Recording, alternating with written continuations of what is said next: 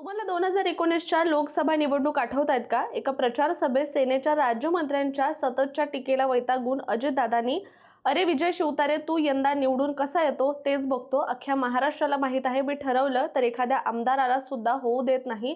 हा मारलेला डायलॉग कमालीचा गाजला होता आणि अजितदादांनी तो शब्द पाळत विजय शिवतारेंना निवडणुकीत पाडलं देखील होतं. परंतु आधी सुप्त रूपात सुरू असलेला हा राजकीय संघर्ष आता उघडपणे सुरू झाला होता.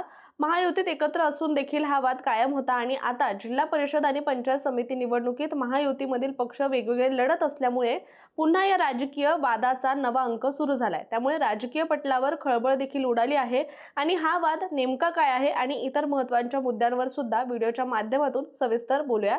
नमस्कार, मी रामेश्वरी आणि तुम्ही पाहताय कट टू कट. 2024ला झालेल्या लोकसभा निवडणुकीत विजय शिवतारे यांनी अनेकांना डसला आणि महादेवाच्या पिंडीवर जाऊन बसला असं म्हणत अजित पवार यांच्यावर जोरदार टीका केली होती. याशिवाय गरज पडली तर आपण शिवसेना सोडू पण पवार कुटुंबाविरोधात निवडणूक लढणार आणि जिंकणार अशी घोषणा देखील केली होती.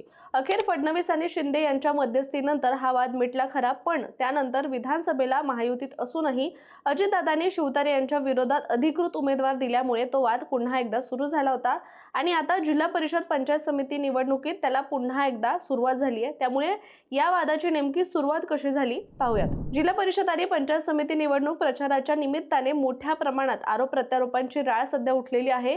यातच पवार यांचे विरोधक विजय शिवतारे यांनी एकत्र आलेल्या दोन्ही पवारांना डिवचलं आहे आणि याबद्दल बोलताना शिवतारे म्हणाले की शरद पवार हे 4 वेळा मुख्यमंत्री होते तर अजित पवार हे 5 वेळा उपमुख्यमंत्री राहिलेत.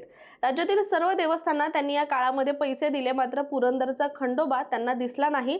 यांनी लोकांवर अन्याय केला आणि तसाच अन्याय देवावर सुद्धा केलेला आहे. मात्र मी मंत्री असताना खंडोबा देवस्थानासाठी 349 कोटींचा आराखडा तयार केला होता. अशा प्रकारचे आकडे तुम्ही राष्ट्रवादी काँग्रेसकडून ऐकले नसतील, कारण त्यांचे नेते दळभद्री आणि चिंधीचोर आहेत. मात्र आम्ही 349 कोटीतील 109 कोटी मंजूर करून त्याचं काम अंतिम टप्प्यात आलेलं आहे. 50 वर्षात काहीच केलं नाहीत, करतोय त्याचं उपकार माना असं म्हणत जळजळीत टीका सुद्धा शिवतारे यांनी केलेली आहे, ज्यामुळे जुन्या वादाची खपली निघाली आहे असं म्हटलं जात आहे. पण तुम्हाला माहितीये का, विजय शिवतारे यांचा मुख्य आरोप असा आहे की पुरंदर तालुक्यासाठी असलेल्या गुंजवणी प्रकल्पाचं पाणी हे पवार कुटुंबाने सत्तेचा वापर करून बारामतीकडे वळवलं. त्यामुळे शिवतारे हे संधी मिळेल तिथे पवारांना डिवचत असतात आणि तसं बघायला गेलं तर विजय शिवतारे यांच्या राजकीय कारकिर्दीची सुरुवात देखील राष्ट्रवादीतूनच झाली होती. मूळचे बांधकाम व्यावसायिक असलेले विजय शिवतारे 2000च्या आसपास राजकारणात आले आणि कामाला त्यांनी सुरुवात केली, पण नवी मुंबई महापालिकेत ते 2 वेळा अपयशी झाले. अखेर छगन भुजबळ यांच्या सल्ल्याने शिवतारे पुरंदरला परतले होते. गावी आल्यानंतर त्यांनी राष्ट्रवादीचंच काम सुरू केलं. मात्र 2009च्या विधानसभा निवडणुकीपूर्वी त्यांनी शिवसेनेमध्ये प्रवेश केला. त्यावेळी छगन भुजबळ यांच्या आग्रहामुळे पुरंदरमधून सिटिंग आमदार असलेल्या अशोक टेकवडेंना डावलून राष्ट्रवादी काँग्रेसने दिगंबर दुर्गाडे या ओबीसी चेहऱ्याला संधी दिली. त्यामुळे दुखावलेल्या टेकवडे गटाने दुर्गाडांचे काम करणार नाही अशी देखील भूमिका घेतली होती. तर संजय जगताप यांच्या बंडखोरीने मतविभागणी झाली होती. पुरंदर तालुका हा दुष्काळी भाग म्हणून ओळखला जातो. शिवतारे यांनी हाच प्रश्न निवडणुकीचा प्रमुख मुद्दा केला आणि शिवसेनेकडून पहिल्याच फटक्यात ते निवडून आले. त्यांनी राष्ट्रवादीच्या दुर्गाडे यांचा पराभव केला. आमदार झाल्यानंतर शिवतारे यांनी पवार यांच्यावर पुरंदरच्या पाण्याचे आरोप करण्यास सुरुवात केली आणि पवारांनी बारामतीचं पाणी पळवल्याचा ते आरोप करू लागले. तसंच गुंजवानी प्रकल्प, पुरंदर उपसा सिंचन योजनेचे विस्तारीकरण, कॅनल मधून शेतकऱ्यांना पाणी या योजनेवरून त्यांनी पवार कुटुंब आणि खास करून अजित पवार यांना टार्गेट केलं. तसंच त्या योजना पुरंदरमध्ये आणण्यासाठी पाठपुरावा केला. त्यामुळे 2014च्या निवडणुकीत शिवतारे यांनी काँग्रेसच्या संजय जगताप यांचा 8,500 मतांनी पराभव केला आणि या निवडणुकीवेळी शिवतारे यांनी अजितदादांचा एका वादग्रस्त वक्तव्याचा हवाला देत त्यांना बारामतीच्या टग्या अशी उपमा सुद्धा दिली होती. तेव्हापासून अजितदादा आणि शिवतारेंमध्ये वैयक्तिक वैर सुरू झालं. शिवतारे फडणवीस सरकारमध्ये राज्यमंत्री झाले आणि साताऱ्याचे पालकमंत्रीही झाले आणि सातारा हा देखील राष्ट्रवादीचा बालेकिल्ला मानला जातो. तिथे शिवतारे राष्ट्रवादीची गळचेपी करत असल्याचं, निधीत डावलत असल्याचं आरोप होण्यास सुरुवात झाली. त्यामुळे शिवतारे आणि अजितदादा हा वाद टोकाचा बनला. शिवतारे यांनी एका प्रचार सभेमध्ये शरद पवार यांच्यावर एक वादग्रस्त टीका केली होती आणि ती टीका अजित पवारांना चांगलीच लागली होती.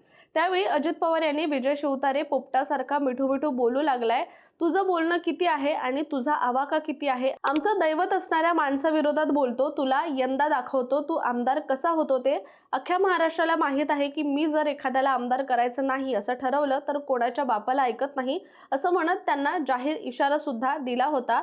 आणि तो इशारा निकालात खरा ठरला आणि त्या वर्षी काँग्रेसच्या संजय जगताप यांनी 31,000 मतांनी शिवतारे यांचा पराभव केला. त्यामुळे पवार विरुद्ध शिवतारे वाद अधिकच चिघळला. पुढे 2014च्या लोकसभा निवडणुकीप्रमाणेच विजय शिवतारे यांनी 2024ला लोकसभा निवडणूक लढवण्याची सुद्धा घोषणा केली. त्यावेळी त्यांनी मी बारामती मतदारसंघातून विचारपूर्वक निवडणूक रिंगणात उतरलो आहे असं शिवतारे यांनी म्हटलं होतं. आणि त्यावेळी अजित पवार यांच्यावर टीका करताना हा दादा विंचू अनेकांना डसला आहे आणि आता महादेवाच्या पिंडीवर जाऊन बसला आहे, मोदींच्या मांडीवर जाऊन बसला आहे. अडचण अशी आहे की चप्पल मारावी तर महादेवालाही लागते आणि विंचवालाही मारता नाही, ही भावना लोकांची आहे. आणि विंचू रूपी फक्त अजित पवार नव्हे तर दोन्ही शक्तींचा बिमोड आपल्याला करायचा आहे असं माझं मत आहे, अशा शब्दात त्यांनी अजित पवारांवर जहरी टीका केली होती. त्यामुळे जेव्हा विधानसभेला महायुतीमधून विजय शिवतारे हेच उमेदवार असतील असा शब्द देण्यात आल्यानंतर त्यांनी लोकसभेतून माघार घेतली. दरम्यान अजित पवार यांनी 2024च्या विधानसभा निवडणुकीत संभाजीराव झेंडे यांना उमेदवारी दिली, पण झेंडे याआधी शरद पवार गटात असल्यामुळे त्यांच्या उमेदवारीचा फटका संजय जगताप यांना झाला आणि त्या निवडणुकीत विजय शिवतारे 24,000 मतांनी निवडून आले, तर झेंडे यांनी 47,000 मतं घेत जगताप यांचाच गेम केला होता. दरम्यान विजय शिवतारे नेहमी वादग्रस्त वक्तव्यांसाठी ओळखले जातात आणि अजित पवारांवर ते पुन्हा एकदा टीका करत आता जिल्हा परिषद निवडणुकीत पुण्याचा जिल्हा परिषद अध्यक्ष हा शिवसेनेच्या सूचनेनुसारच होईल, सत्तेची चावी ना अजित पवारांकडे असेल ना भाजपकडे, असं मोठं वक्तव्य शिवतारे यांनी केलंय.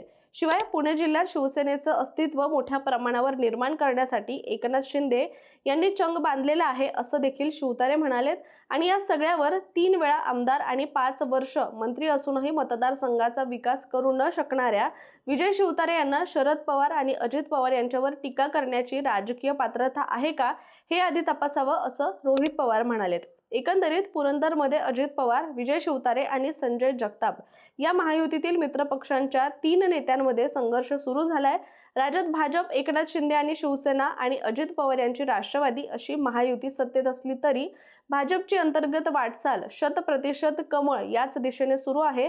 भाजपची हीच वर्चस्ववादी चाल ओळखून अजित पवार यांनी महापालिका निवडणुकांचं निमित्त साधून शरद पवार यांच्याशी काही ठिकाणी युती केली असून भविष्यातील एकत्रीकरणाबाबत सुद्धा सकारात्मक संकेत दिलेले आहेत. पण आता शिवसेनेची एंट्री अजितदादांना खीळ बसवणारी ठरणारी की केवळ पोकळ घोषणाच ठरणार, हे निकाला दिवशी स्पष्ट होणार आहे. मात्र तुर्तास आपण इथेच थांबूया. मात्र याविषयीचं तुमचं मत काय, कमेंट करून नक्की सांगा. आणि अशाच माहितीपूर्ण व्हिडिओसाठी सुद्धा कट टू कटच्या यूट्यूब चॅनलला सबस्क्राईब करायला विसरू नका.